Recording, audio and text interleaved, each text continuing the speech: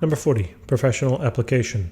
The moon's craters are remnants of meteorite collisions. Suppose a fairly large asteroid that has a mass of 5 times 10 to the 12 kilograms, about a kilometer across, strikes the moon at a speed of 15 kilometers per second. At what speed does the moon recoil after the perfectly inelastic collision? Right, and the mass of the moon is about 7.36 times 10 to the 22 kilograms. All right, so here's our system. All right, here's the asteroid going to hit the moon. They don't tell me what the velocity of the moon is, and therefore I have to assume that it is zero, at least with its velocity relative, to the moving asteroid is zero. And they tell us the velocity of that asteroid, but they give it to us in kilometers per second. We like dealing in meters per second, right? So what do I need to do to this? I have to convert it into meters per second. So just multiply this value by 1,000, right? And that'll give us the value. So let's just move this down a little bit. And what I'll do here is I'll plug in that value. It's going to be 15,000, okay, 15,000 meters per second. And that'll be the one, this value right here will be the one that we're going to be using. So now they told us that it is a perfectly inelastic collision. That means after these two objects collide, they are then stuck together and they act as one mass. So, I'm dealing with an inelastic collision, therefore I'm going to be thinking about conservation of momentum. Okay, so that the momentum before the collision is equal to the momentum after the collision. There's two objects before the collision. They are separate, right? So therefore the momentum, I'll call it, of the asteroid, which I denoted as 1, plus then the momentum of the moon, which I denoted as a 2, would equal then the total momentum. After they collide, they are then stuck together. So expanding on the momentum, remember momentum is equal to mass multiplied by velocity. So now I can say the mass of the asteroid multiplied by the velocity of that asteroid before the collision, plus the mass of the moon multiplied by the velocity of the moon before the collision, should equal then the total mass multiplied by that final velocity. Now we are being asked at what speed does the moon recoil. Now realize though that the velocity of the moon after this collision occurs will be the same as this velocity of the asteroid. Why? Because they are stuck together. So if I find, the velocity of the entire system after they collide because they're stuck together, I will also know the velocity of just the moon, right? Because it's one unit. So therefore, really what I'm after is to find the final velocity. In order to do that, I divide out the total mass from both sides. And now I'm left with my equation that the final velocity here will be equal to the mass of the asteroid multiplied by the the mass of the asteroid multiplied by the velocity of that asteroid before the collision, plus then the mass of the moon multiplied by the velocity of the moon, but the moon isn't moving. So its velocity is 0, so that whole term just cancels. All right, so I'm not even going to bother writing that. So then that's just divided by the total mass. Remember, the total mass of the system combined is going to be the mass of that asteroid plus then the mass of the moon. So this is what I need to know in order to solve for the final velocity there of the moon, and we know everything, so let's just plug it all in. The mass of the asteroid is 5 times 10 to the 12th, 5 times 10 to the 12th, multiplied by the velocity, which was 15,000 meters per second, all divided by then the mass of that asteroid, which is 5.00 times 10 to the 12th, plus then the velocity of the moon, the mass of the moon, which is 7.36 times 10 to the 22nd. And again, that will equal then the velocity. Okay, let's plug it into the calculator. So we get 5 times 10 to the 12th, multiplied by 15,000, and then divide it by parenthesis 5 times 10 to the 12th, plus 7.36 times 10 to the 22nd. And here we get a value of about 1.02 or so, right? Considering rounding, 1.02 times 10 to the minus 6, and that is in meters per second. Okay, so that is the velocity, the recoil velocity of the moon, and remember it's also the final velocity of the entire system because they're one and the same. So that was letter A. Why don't we take a look at letter B? So now it says, how much kinetic energy is lost in the collision? Okay, so we've done many questions like this already in the past. So remember the formula for kinetic energy lost is going to equal the kinetic energy initially minus the kinetic energy finally. You could reorganize these two terms. I mean, you don't have to necessarily have the initial first and the final. You could just write it as a change in kinetic energy, right, being the final, I'm just going to write a K here, kinetic energy final minus the kinetic energy initial. And then if your answer here is negative, you know it lost. And if it's positive, you know it gained. I'm fine with that too. It doesn't really matter. All right. So let's just now plug in the values. So the kinetic energy, or let's expand on them, I should say. So the kinetic energy lost will be equal to the initial kinetic energy. And the initial part of this system is when they are separated, when the asteroid is traveling towards the moon. So I have two energies I have to consider, the kinetic energy of the asteroid and then the kinetic energy, right, of the moon. And that's all then going to be minus the final kinetic energy, okay, of the system together after that inelastic collision. So now let's expand on those thoughts. So kinetic energy loss would be the kinetic energy of the asteroid, which is 1/2 times the mass of the asteroid minus, times the velocity of that asteroid before the collision, squared, plus then the kinetic energy of the moon. But realize that the velocity of the moon is 0, therefore what's the kinetic energy of the moon? It's also 0. I'm not going to bother plugging that in. Minus then the final kinetic energy, so that'll be 1/2 times the total mass. So the final mass of these two things taken together, remember it acts as one system after the collision, multiply then by that final velocity squared, which we just found that over here. So let's just plug in the values now. So the kinetic energy lost will be equal to 1/2. I could factor out a common half term if I wanted. I'm going to be a little lazy and not do that. So actually it might be less lazy to do that. I got to write more now. So we have the mass of the asteroid, which was 5. I'm not going to put the zeros because I'm going to run out of space. So 5 times 10 to the 12th.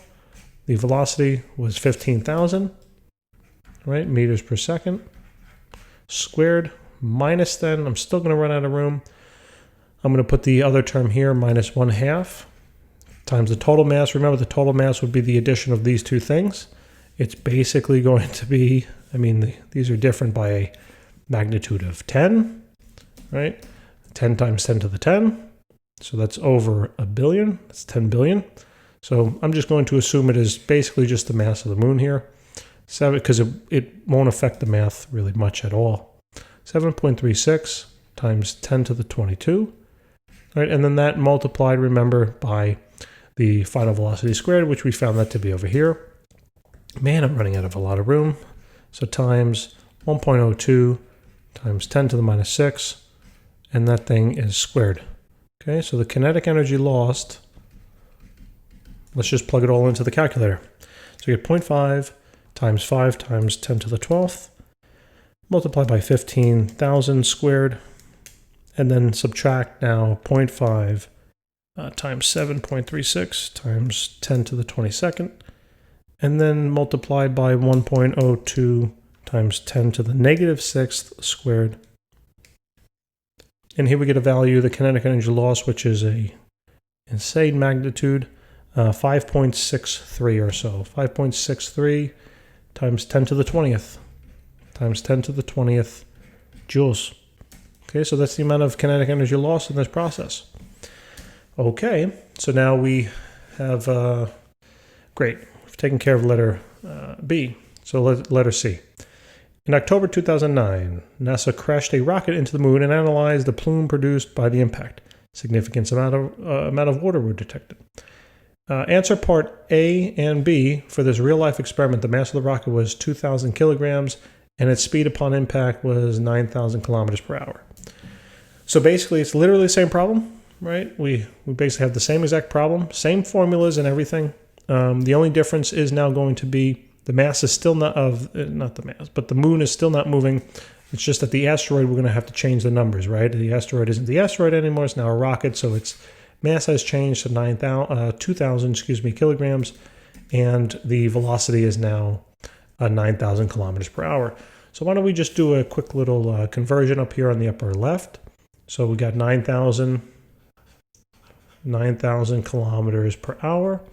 I got to convert that into meters per second. So kilometers on the bottom, meter on the top, 1,000 meters to 1 kilometer. I know I don't have a lot of space, and then I have to get rid of. Actually, this is really sloppy, right, guys? Apologize. I'm just going to do it down here and then erase it. Okay. So 9,000 kilometers per hour. I got to get rid of kilometers. They go on the bottom. Meters on the top. 1,000 meters. 1 kilometer. Kilometers go bye-bye. Now I got to get from hours to seconds. Remember a little shortcut that there's, for every 1 hour, there's 3,600 seconds. So now I just have to take 9,000, multiply it by 1,000, and then divide it by 3,600. And we get a value of 2,500. Okay, so the answer here is 2,500. Let's just erase all of this. Hold on one second.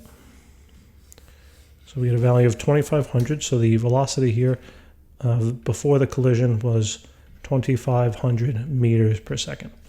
Okay, so now all I need to do, I'm going to be using the same formula, right? The difference now is going to be that the mass has changed. It is now going to be 2,000 kilograms. Okay, so instead of this number over here, I now have 2,000. And instead of this number over here, I'm going to have 2,500. And then instead of this number over here, I'm going to have 2,000 again. Okay, so now let's find that. So we got, I mean, we don't even have to add the 2,000 at the bottom basically, because it's not going to do anything to the overall mass for the most part. So now we're going to take, okay, so 2,000 multiplied by 2,500, divide that by, I'll just include it anyway, 2,000 plus 7.36 times 10 to the 22nd. And here we get a value now, the velocity, so the final velocity.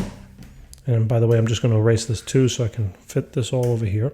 So this is for letter C, and this is part A of letter C. The final velocity of the system will be equal to 6.79. It looks like 6.79 times 10 to the minus 17. And that is in terms of meters per second. So it's quite slow. All right, quite a slow recoil velocity. And now letter B of part C is now going to be to find the kinetic energy lost. Okay, so what happens over here, this, in terms of my equation, this is no longer the mass of the asteroid, it's now the mass of the rocket, right? So that was 2,000. It's no longer that velocity, right? Initially, it was the 2,500 meters per second we just found. So 2,500. Okay, and then minus now the total mass, which remember, I'm going to leave this because it's basically that value. Okay, all right. If I add these two together, you'll see you calculate that basically it's the same as 7.36 times 10 to the 22, and the only difference now is that this number is no longer relevant. It is now the number of 6.79 times 10 to the minus 17. Okay, and that will be squared. So let's just calculate that now. So we got 0.5 times 2,000 times 2,500 squared minus 0.5 times 7.36 times 10 to the 22nd and times now 6.79 times 10 to the minus 17 squared. And here we get a value now. So the kinetic energy lost will be equal to 6.25 times 10 to the, hold on, I have to count here, 3, 6, looks like 9, okay, times 10 to the 9 joules. All right, so that takes care of then our answer for letter B of part C. Guys, thanks so very much for tuning in. Please remember to subscribe. I look forward to helping you with the next question. Take care.